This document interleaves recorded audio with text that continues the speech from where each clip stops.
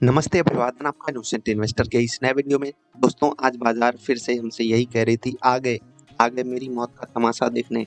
भाई साहब, आपको मैं एक बात बताता हूँ, बहुत ऑनेस्टली बता रहा हूँ। आज जो निफ्टी की कैंडल, स्पेशली बैंक निफ्टी की जो कैंडल बन रही थी, उसको देख करके मुझे सच में डर फील हो रहा था। मैं ये सोच रहा था कि ये बैंक निफ्टी ये डेटा कहाँ से डिराइव कर रही है, कहाँ से उसको ये पॉइंट्स मिल रहे हैं कि मुझे और भयंकर तरीके से आज गिरना है। ठीक, गिरना होता तो टॉप पे भयंकर वाली बिकवाली आती, मजा आता।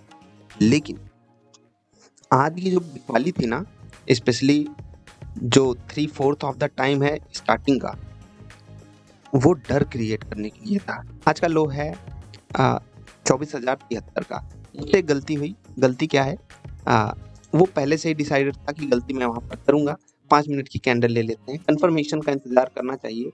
जब बाजार गिर रही थी, ठीक है, मैंने आपको बताया था कि ये लेवल इंपॉर्टेंस रखेगा बाजार के लिए 225 का। यहाँ पर था 225 आया। बाजार इससे थोड़ा सा पहले 15 पॉइंट पहले रुकने की कोशिश कर रही थी। अल्टीमेटली बाजार इस लेवल को टच की, यहाँ पर ठीक टच की। उसके बाद एक बढ़िया ग्रीन कैंडल भी हमको दी, और ये जब ग्रीन कैंडल बन रही थी तो यहाँ पर बाई साइड की पोजीशन कुछ स्टॉक्स में हमने ली। और उसके बाद जो गिरावट हुई, यहाँ से निफ्टी उतना ज्यादा तो नहीं गिरी, लेकिन भाई साहब, जो स्टॉक था ना, वो ढंग का गिरा। ढंग का मतलब ढंग का, क्योंकि यहाँ के बाद वाली गिरावट कॉन्फिडेंस डाउन करने वाली थी। ऐसे पूरी जोन खुल गई थी कि अब तो निफ्टी को 24,000 टच करके ही आना है। लेकिन फॉर्चुनेटली निफ्टी उससे पहले से ही लौटने का प्लान बनाई, और आप देखोगे तो 24,075 के आसपास एक बढ़िया बेस बना करके, बढ़िया मतलब इंट्राडे बेस। देखो 5-5 मिनट की 1 2 3 4 5 5-6 कैंडल्स यहाँ पर बनी। ठीक है, 5 कैंडल्स बनी। उसके बाद एक बढ़िया 3 बज गया। 3 बजे से पहले ही खैर आज रिकवरी चालू हो गई थी।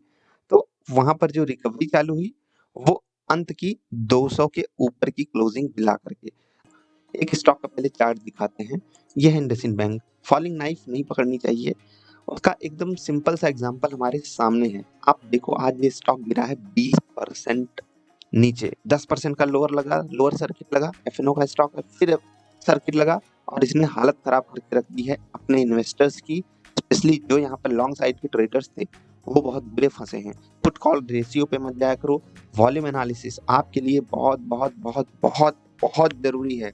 मैं उस वीडियो पे आप लोगों को बहुत बार डांट डांट के भगाया हूँ कि जा करके वो वीडियो देख करके आओ, क्योंकि वो वीडियो अगर आप नहीं देखोगे, और ऐसे नहीं मैं भगा भगा के, मतलब लोगों को जबरदस्ती दिखा दिखा के उस वीडियो पे खूब व्यूज लिया हूँ, लेकिन आपको ये बताना चाहता हूँ कि वो वीडियो वर्थ इट है। आपको वॉल्यूम एक्शन ट्रेडिंग वाली वीडियो जरूर देखनी चाहिए। आप इस कैंडल को सिंपली हटा दो, ये। अब यहाँ पर आप वॉल्यूम देखो, राइट? ध्यान से देखना, वॉल्यूम देखना, सिर्फ आपको वॉल्यूम देखना है। बाजार ऊपर जा रही है, ये ग्रीन कैंडल आई, ये वॉल्यूम की कैंडल है। उसके बाद क्या हुआ? ग्रीन कैंडल डाउन हो गई। फिर आप यहाँ पर देखिए वॉल्यूम, ठीक है? यहाँ पर एक ग्रीन कैंडल आई, लेकिन ये जो ग्रीन कैंडल आपको दिख रही है ना, ये कैंडल बड़ी गंदी सी है। इसको बोलते हैं इन्वर्टेड हैमर। ठीक, क्या बोलते हैं? Inverted hammer. यानी कि यहाँ पर एक सिग्नल मिला, यहाँ पर एक सिग्नल मिला कि वॉल्यूम हमारे फेवर का है नहीं। यहाँ पर भी आपको सिग्नल दिया इसने, ठीक है? सिर्फ एक ऊपर-ऊपर की बात बता रहा हूँ, सिग्नल दिया। मेरी कोई पोजीशन नहीं है, ना ही मैं आपको यहाँ पर पोजीशन लेने के लिए बोल रहा हूँ। मैं सिर्फ बता रहा हूँ कि वॉल्यूम एक्शन ट्रेडिंग वाली वीडियो आपको सच में क्राइसिस से बहुत कंडीशंस में बचा सकती है। तो अगर आप ये सब डेटा देख करके यहाँ पर होते, तो आप ये गलती नहीं करते कि जल्दबाजी में आप जल्दबाजी में इस जगह पर स्टेबिलिटी देख करके, क्योंकि वॉल्यूम कुछ आया नहीं, आप खरीदारी कर लो। आप देखो अगली कैंडल पे फिर से वॉल्यूम बढ़ गया। यहाँ पर फिर से हटा रहा हूँ इसको, क्योंकि वो बहुत ही बड़ा वॉल्यूम हो गया ना आज। आप देखो, यहाँ पर देखो क्या हुआ, देख रहे हैं? वॉल्यूम फिर से बढ़ गया, और रिजल्ट गंदा आएगा इसका अंदेशा पहले से ही था। अनफॉर्चुनेटली मार्केट भी इसके साथ नहीं खड़ी थी, और फिर क्या हुआ वो आपने देखा। यहाँ पर स्टॉक खुलता है 1160 पे, 10% के आसपास का लोअर सर्किट था, 9% के आसपास तुरंत ही सर्किट लगा था। आपको दिखा देते हैं। और सोचो ऐसी कहानियां, जिनके पास कॉल्स होंगे, जिनके पास फ्यूचर्स होंगे, उनका क्या हाल हुआ होगा। देखिए, ये स्टॉक खुलता है यहाँ पर, अभी तो कहानी समझ में आएगी। ये खुलता है लगभग 9% नीचे, और फिर लग जाता है सर्किट, लोअर सर्किट। फिर खुलता है सर्किट खुलता है, फिर 5% का लोअर सर्किट यहाँ पर आकर के लग जाता है, फिर सर्किट खुलता है, थोड़ी सी बाइंग आती है, फिर से उसके नीचे स्टॉक चला जाता है, देख रहे हैं। और कहाँ क्लोज हुआ है वो आपको हमको सबको पता है। कहानी दर्दनाक है। यहाँ पर देखो रिजल्ट गंदा आए तो एक बार बाजार माफ कर देती है, लेकिन मैनेजमेंट की कमेंट्री भी उस पे सोने पे सुहागा ना कर पाए तो ये गलत बात है। सोने पे सुहागा मतलब एकदम नेगेटिव बातें आप आकर के बोल रहे हो और लोगों को अंदर डाउट भी होने लगता है कि आप गलत तरीके से फंडिंग तो नहीं कर रहे हो, आप गलत तरीके से लेवरेजिंग तो नहीं कर रहे हो अंदर ही अंदर, जो यस बैंक किया करता था। ठीक है, यस बैंक जैसी तबाही यहाँ पर हमको देखने को मिल सकती है क्या, ये आप लोग मत सोचिएगा।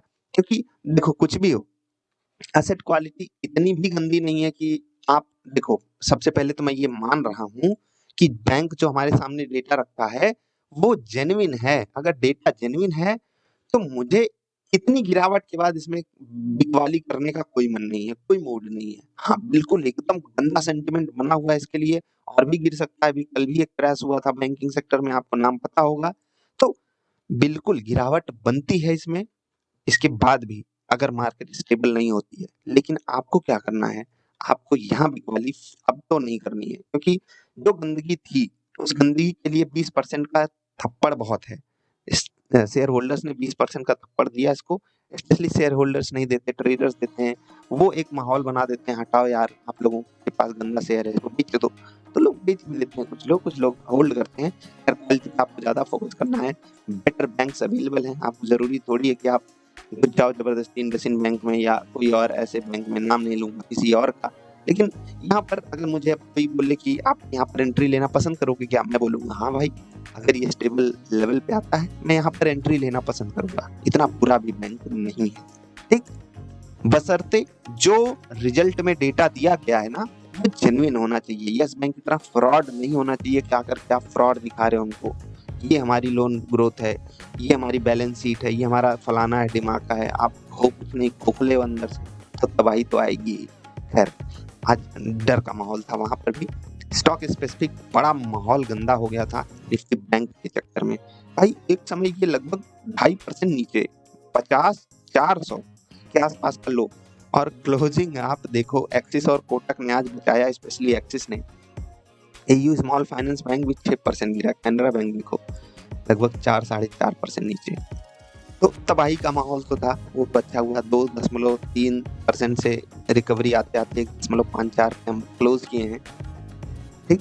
तो बढ़िया है, कोई इतनी बुरी बात नहीं हो गई आज की मार्केट को देखने के बाद कि हमको मार्केट से भाग जाना चाहिए। जगह पे माहौल बन गया था, कब तो यार भागने का टाइम आ गया है, अंडरग्राउंड होने का टाइम आ गया है।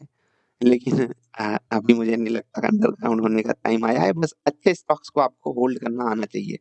अगर गिरावट की बात करें तो इंडसइंड बैंक ही था आज जो भयंकर गिरा, पूना वाला आज गिरा है 16%, पतंजलि 8% गिर गया, उसको क्या हुआ, हिंद पेट्रो 8%, डिक्सन डिक्सन गिरा है, रिजल्ट तो इसके अच्छे थे यार, इसको क्या हुआ।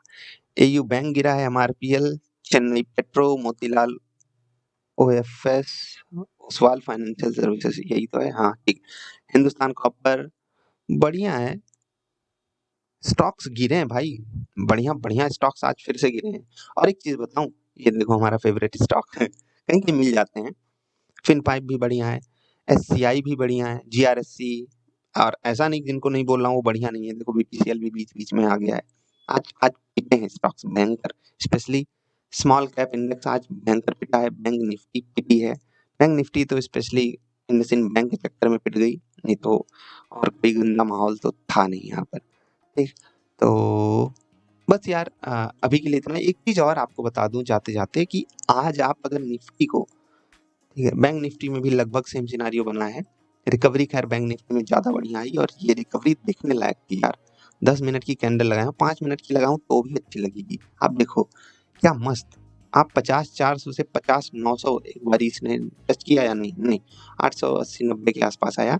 आप देखो 400 से 400 पॉइंट, 400-450 पॉइंट की रिकवरी आपको महज 1 घंटे के अंदर देखने को मिल गई, जो कि बहुत शानदार रिकवरी थी, जिसको बोल सकते हैं short covering according to data, ठीक।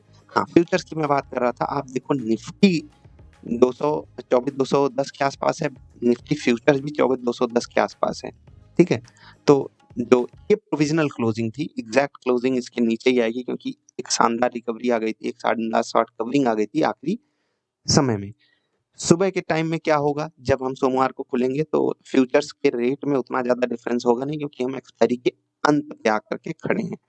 तो बस यही थी वीडियो, आई होप आपको पसंद आई होगी, डरने की ज़रूरत नहीं है। आगे मेरी मौत का तमाशा देखने आई होप बाज़ार को अब आगे ना बोलना पड़े। हम बाज़ार में बहुत इम्पोर्टेंट लेवल्स के आस-पास आकर के खड़े हो चुके हैं। दिवाली से पहले एक बम-बम तेज़ी की ज़रूरत है और मैं उम्मीद करूँगा बाज़ार वो तेज़ी दिखाए क्योंकि जो गिरावट ज़रूरी थी, वो हो चुकी है, हेल्दी करेक्शन हो चुका है। ग्लोबल मार्केट से कुछ भी अच्छे संकेत नहीं आ रहे हैं, एफआईआई से बहुत गंदे संकेत आ रहे हैं। हमारा इंटरनल डेटा भी खराब ही है अभी तक। हाँ, कुछ चीज़ें हमारे फ़ेवर की हैं, जैसे कि हल्की हो गई है बाज़ार।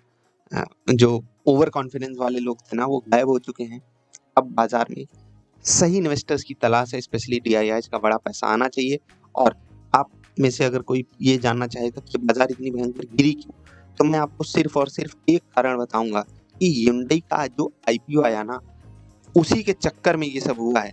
सारा पैसा वहाँ पर चला गया डीआईआईज़ का, इवन एफआईआईज़ ने भी वहाँ पर पैसा डाला और इसी चक्कर में पूरी बाज़ार में पैसा सूख सा गया जैसे कहते हैं। भाई आप मार्केट कैप के हिसाब से हटाओ, इस कंपनी ने 28,000 करोड़ रुपए इंडिया से इकट्ठा कर लिए। मामूली बात है, सारा पैसा बाहर लेके चली गई। हमारे यहाँ इन्वेस्टमेंट नहीं करेगी, हमारे यहाँ कुछ एक्स्ट्रा नहीं करेगी, ना नई जॉब्स क्रिएट करेगी। जो नॉर्मल hyundai है, उससे मुझे कोई तकलीफ नहीं है। जो मैनेजमेंट है, जो काम इन्होंने किया है, वो बहुत गंदा काम है। आज के लो से यहाँ पर भी शानदार रिकवरी है, लेकिन क्या ही कहें, आज का लो तो पहले दिन के लो से भी नीचे है। ठीक? यहाँ पर रिकवरी आने का मतलब समझते हो, रिटेल इन्वेस्टर का यहाँ पर पार्टिसिपेशन है नहीं और ये एफआईआईज़ आपस में ही लड़ाई करते रहते हैं। एफआईआई डीआईआई करने दीजिए, उनका सारा पैसा तो यहीं पर शिफ्ट हो गया है, मुझे तो ऐसा लगता है। लेकिन जब भी कोई बड़ा आईपीओ आया है ना, मूड खराब करके उसने मार्केट का रखा ही रखा है। तो अपना आप मूड मत खराब करना, अच्छे शेयर्स ऐसे ही समय पे अच्छे रेट पे मिलते हैं। वीडियो देखने के लिए आपका आभार, जल्दी मिलेंगे, नमस्कार।